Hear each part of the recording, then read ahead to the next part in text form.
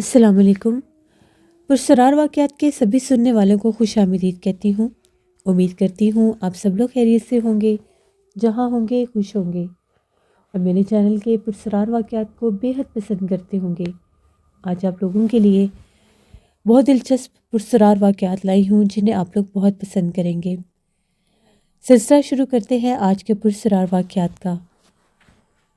آج کے جو سٹوریز ہیں میرے ساتھ شیئر کر رہے ہیں ابراہیم کہتے ہیں میں لاہور کا رہنے والا ہوں، اور آج آپ کے ساتھ اپنی زندگی کے خوفناک قصے شیئر کرنا چاہتا ہوں۔ آج سے تقریباً 9 برس پرانی بات ہے۔ ہم لوگوں کا گھر جو ہے میانی صاحب کے قریب ہی ہے، اور میں ہر روز رات کو میانی صاحب کے پاس سے گزر کر اپنی اکیڈمی جایا کرتا تھا۔ میانی صاحب قبرستان کے بارے میں کون نہیں جانتا۔ سردیوں کا موسم تھا، اور سردیوں میں جب میں اکیڈمی سے واپس آتا تھا تو راستہ بالکل ویران اور سنسان ہو جاتا تھا۔ دور دور تک بالکل سناٹا ہوتا تھا اور وہ سڑک بالکل خالی ہوتی تھی۔ کبھی کبھار میں پیدل بھی چلا جایا کرتا تھا۔ ان دنوں میں میرا موٹر بائک خراب تھا تو میں اکیڈمی پیدل ہی جایا کرتا تھا۔ 10:30 پونے 11 بجے کا ٹائم تھا۔ دوست کے ساتھ باتیں کرتے کرتے مجھے پتہ ہی نہیں چلا میں اپنی اکیڈمی سے واپس آ رہا تھا۔ تو جیسے میں میانی صاحب قبرستان کے پاس سے گزرنے لگا، مجھے باقاعدہ طور پر ایک عورت کی آواز سنائی دی، جس طرح سے کوئی عورت بہت قریب کھڑی ہو کر بول رہی ہے۔ جیسے میں نے اس طرف دیکھا، مجھے کچھ بھی دکھائی نہیں دیا، لیکن دور قبرستان کے اندر جیسے میں نے کسی کو جاتے دیکھا۔ میں نے اتنا غور نہیں کیا۔ اس سائڈ پر کچھ گھر بھی بنے ہوئے ہیں۔ مجھے لگا کہ شاید کوئی وہاں کے علاقہ مکین ہوں گے۔ میں چپ چاپ اپنے گھر واپس آ گیا۔ اگلے دن پھر اپنے دوست کے ساتھ باتیں کرتے کرتے، نوٹس ڈسکس کرتے کرتے مجھے کافی دیر ہو گئی۔ آج وہاں سے نکلتے نکلتے مجھے 11:30 بج گئے۔ جب میں وہاں سے واپس آ رہا تھا، مجھے پھر ایک عورت کے بولنے کی آواز آئی۔ وہی درخت تھے اور وہیں سے آوازیں آ رہی تھیں، جس طرح سے کوئی بہت عجیب و غریب انداز میں بول رہا ہوتا ہے۔ اور ایک دم سے جب میں وہاں سے گزرنے لگا تو باقاعدہ میرا نام کسی نے لیا۔ ابراہیم کہہ کر مجھے کسی نے بلایا۔ میں بہت زیادہ تعجب میں آ گیا کہ یہ کیا، مجھے کون بلا رہا ہے۔ جیسے میں نے اس جانب پلٹ کر دیکھا، ایک عورت کھڑی تھی قبروں کے درمیان میں اور مجھے اشارہ کر کے بلا رہی تھی۔ میری تو جان ہی نکل گئی کہ یہ عورت کون ہے اور مجھے کیوں بلا رہی ہے۔ جیسے ہی میں ڈر کے پیچھے ہٹا، وہ عورت غائب ہو گئی۔ میں اتنا خوفزدہ ہوا، میں وہاں سے تیزی سے بھاگنے لگا۔ میں اپنے گھر آیا اور یہ بات آ کر میں نے اپنے گھر والوں کو بتائی کہ اس طرح سے مجھے قبرستان کے پاس سے کسی عورت نے آوازیں دی، اور پھر مجھے وہ عورت باقاعدہ نظر بھی آئی اور غائب ہو گئی۔ امی نے سختی سے منع کیا کہ ایک تو اتنی رات کو واپس نہ آیا کرو اکیلے، دوسرا اگر آتے ہو تو آیت الکرسی پڑھتے رہا کرو، اور کوشش کیا کرو کہ قبرستان والے راستے سے ذرا جلدی نکلا کرو۔ بعض اوقات قبرستان میں ایسی مخلوقات موجود ہوتی ہیں جو انسانوں پر حاوی ہونے کی کوشش کرتی ہیں۔ میں تو پہلے بہت زیادہ ڈر گیا تھا۔ اسی دوران میں نے اس چیز کی بڑی کیئر کی، اور میں ٹائم سے اپنی اکیڈمی سے نکل آتا تھا۔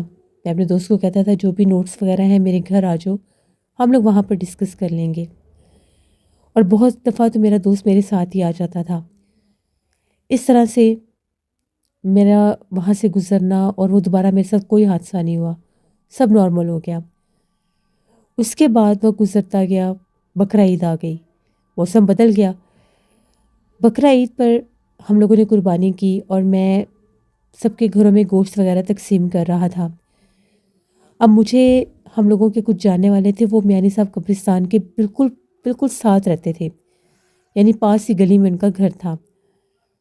میں نے قربانی کا گوشت اٹھایا ہوا تھا اور میں اسی قبرستان کے پاس سے گزر رہا تھا، یہاں تک کہ میں قبرستان کے کچھ حصے میں سے بھی گزرا۔ جیسے میں وہاں سے گزرا، ان کے گھر گیا، وہ لوگ آگے سے گھر پر نہیں تھے، ان کے گھر پر تالا لگا ہوا تھا۔ میں وہاں سے واپس آنے لگا۔ اب میں پھر قبرستان میں سے گزر رہا تھا۔ میرے ہاتھ میں وہ جو گوشت کا بیگ تھا، ایک شاپر میں امی نے بنا کر مجھے دیے تھے، وہ بہت بھاری ہو گیا۔ وہ اتنا وزنی ہو گیا، اتنا وزنی ہو گیا کہ میرے سے اٹھایا ہی نہیں جا رہا تھا۔ مجھے سمجھ میں نہیں آ رہا تھا کہ اتنا وزنی کیسے ہو گیا۔ اس وقت میں بالکل قبرستان کے اندر سے گزر رہا تھا۔ ایک دم سے مجھے باقاعدہ ایسا لگا میرے کان بہت زیادہ، جیسے میرے کانوں پر بہت بھاری کوئی چیز آئی ہے اور میرے کان جیسے بند ہو گئے ہیں۔ ایک عجیب سا جیسے بڑی تیز ہوا چلتی ہے، اور میرے ہاتھ اتنے بھاری ہو چکے تھے، وہ بیگ اتنا بھاری ہو چکا تھا کہ میرے سے اٹھایا نہیں جا رہا تھا۔ وہ بیگ میرے سے وہیں پر گر گیا اور میں نے دونوں ہاتھ اپنے کانوں کے اوپر رکھ لیے۔ بالکل باہر کونے پر میرا موٹر سائیکل کھڑا تھا۔ جو ہی میں نے پلٹ کر وہ گوشت والا شاپر اٹھانا چاہا تو وہ شاپر وہاں پر نہیں تھا، وہ غائب ہو چکا تھا۔ میں اتنا ڈر گیا، میں بڑی تیزی سے وہاں سے بھاگا۔ میرے کانوں میں باقاعدہ ایک بلی کے عجیب و غریب انداز میں بولنے کی آواز آئی۔ میں بہت خوفزدہ تھا۔ پتہ نہیں میں نے کیسے بائک چلایا اور میں گھر پہنچا۔ جیسے میں گھر آیا میری حالت بہت خراب ہو گئی، میری آنکھیں بہت زیادہ سرخ ہو گئیں، کندھے بہت بھاری ہو گئے، اور مجھے ایسے لگ رہا تھا کہ جس طرح سے پتہ نہیں مجھے کیا ہو جائے گا۔ میں نے چلانا شروع کر دیا، میرا سانس بند ہو رہا تھا۔ میں نے اپنے گھر والوں کو بتایا کہ میں قبرستان سے گزر رہا تھا، وہاں پر میرے ساتھ یہ حادثہ ہوا اور وہ گوشت والا بیگ بھی غائب ہو گیا، وہ گرا اور غائب ہو گیا۔ اب میری یہ حالت ہو رہی ہے۔ گھر والے بہت زیادہ پریشان ہو گئے۔ میں چلا رہا تھا، میں اپنے کنٹرول میں نہیں تھا۔ میرا دل چاہ رہا تھا میں گھر کی ساری چیزیں توڑ دوں، یہاں تک کہ میں نے کچھ پلیٹیں اور گلاس بھی توڑ دیے۔ میری آواز بھی بڑی بھاری ہو گئی، گھر والے ڈر گئے۔ ابو نے میرے دونوں ہاتھ پکڑے اور امی نے جلدی سے آیت الکرسی پڑھنا شروع کر دی۔ جس وقت امی نے آیت الکرسی پڑھی، باقاعدہ امی کو ایسے لگا کہ جس طرح سے امی کو بہت زور سے کسی نے دھکا دیا ہے۔ میں نے نہیں دیا تھا، میرے ہاتھ تو ابو نے پکڑے ہوئے تھے۔ امی بہت تیزی سے جیسے صوفے پر جا کر گری اور ڈر گئی۔ ابو نے کہا کہ آپ دم نہ کرو، مولوی صاحب کے پاس چلتے ہیں۔ ہم لوگوں کے علاقے میں ایک مسجد تھی اور امام صاحب کا گھر بھی وہیں تھا۔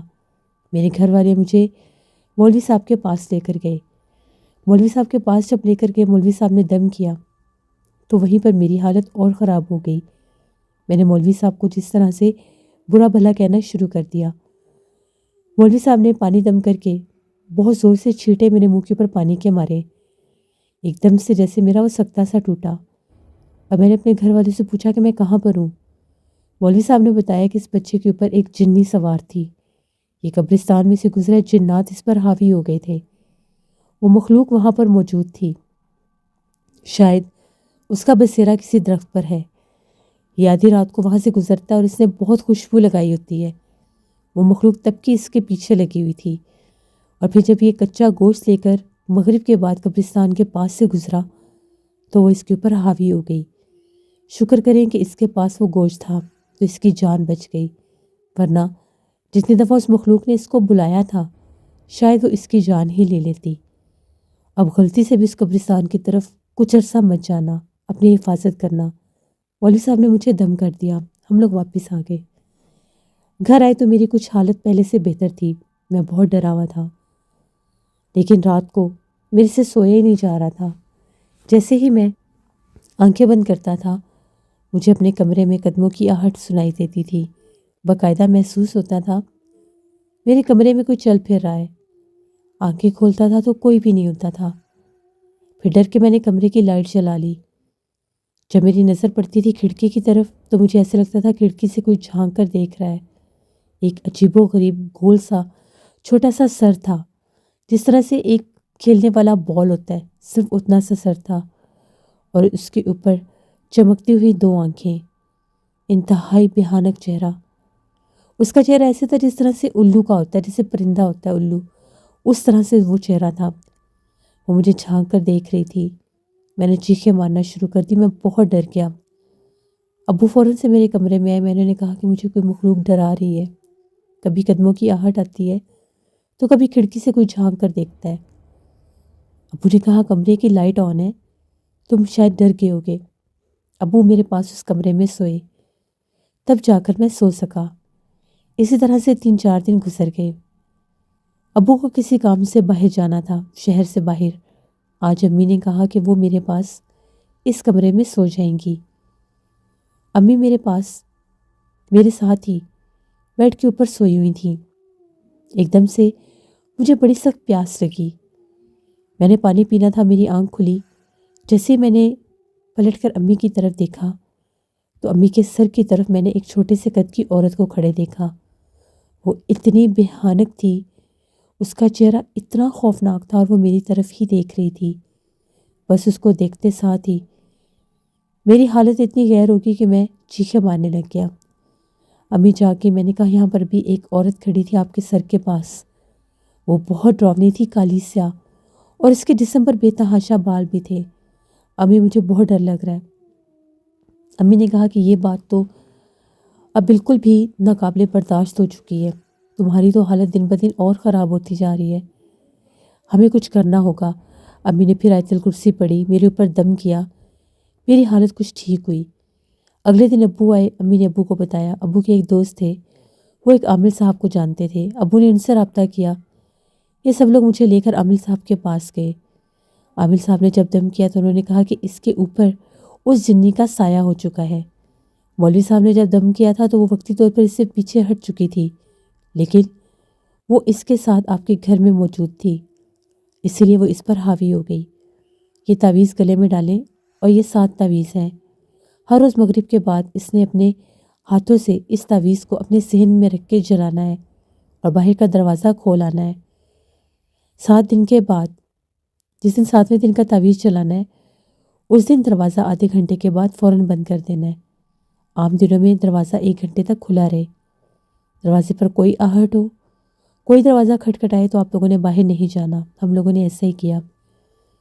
5 دن تو لگاتار جب تعویذ چلا کر اندر آتے تھے تو دروازے کو زور زور سے کوئی کھٹکھٹاتا تھا، جبکہ ہماری بیل لگی ہوئی تھی۔ 7ویں دن جب تعویذ چلایا اور گیٹ جا کر کھول دیا تو کوئی دستک نہیں ہوئی۔ آدھے گھنٹے کے بعد جا کر ہم لوگوں نے دروازہ بند کر دیا۔ اس کے بعد وہ مخلوق مجھے نظر نہیں آئی، نہ ہی مجھے اس نے ڈرایا۔ ہم لوگ دوبارہ عامل صاحب کے پاس گئے۔ انہوں نے کہا اب آپ کے گھر سے وہ جا چکی ہے۔ کچھ مخلوقات ایسی ہوتی ہیں جو انسان پر سوار ہو کر اس کے ساتھ اس کے گھر تک آ جاتی ہیں اور پھر اس کے گھر میں بسیرا کر کے اس کو بہت زیادہ تنگ کرتی ہیں۔ یہ اسی قبرستان کی ایک مخلوق تھی۔ اب کوشش کرنا کہ تم وہاں پر شام کے بعد نہ جاؤ۔ اس کے بعد میں کبھی بھی اس طرف نہیں گیا۔ مجھے بہت کوئی کام بھی ہو تو میں دن کے ٹائم جاتا ہوں، شام میں نہیں۔ یہ میری زندگی کے کچھ پراسرار واقعات تھے جو میں نے آپ کے ساتھ شیئر کیے۔ بہت شکریہ ابراہیم آپ کا۔ لسنرز، کبھی بھی شام کے وقت قبرستان میں گوشت وغیرہ لے کر نہیں گزرنا چاہیے، کیونکہ وہاں پر بہت سے جادوگروں نے، بہت سے لوگوں نے عملیات کے ذریعے بھی اتارے کیے ہوتے ہیں، اور وہاں پر جنات و مخلوقات کا بسیرا ان عملیات کی وجہ سے بھی ہو جاتا ہے۔ اس کے علاوہ کبھی بھی قبرستان میں یا قبرستان کے پاس سے زیادہ خوشبو لگا کر نہیں گزرنا چاہیے۔ کہتے ہیں ان کے اوپر بھی جنات حاوی ہو جاتے ہیں۔ اپنا خیال رکھا کریں۔ یہ تھے آج کے پرسرار واقعات۔ اپنا فیڈ بیک مجھے ضرور دیں، آپ لوگوں کو کیسے لگے۔ آپ لوگ بھی اپنے پرسرار واقعات شیئر کر سکتے ہیں ڈسکرپشن باکس میں دیے گئے ای میل آئی ڈی nusheermir57@gmail.com پر۔ اس کے علاوہ آپ لوگ مجھے کمنٹ باکس میں بھی سٹوری شیئر کر سکتے ہیں۔ انشاءاللہ کل پھر ملاقات ہوگی نئے پرسرار واقعات میں۔ جہاں رہیں خوش رہیں۔ Thank you for listening my stories. Stay tune. اللہ حافظ۔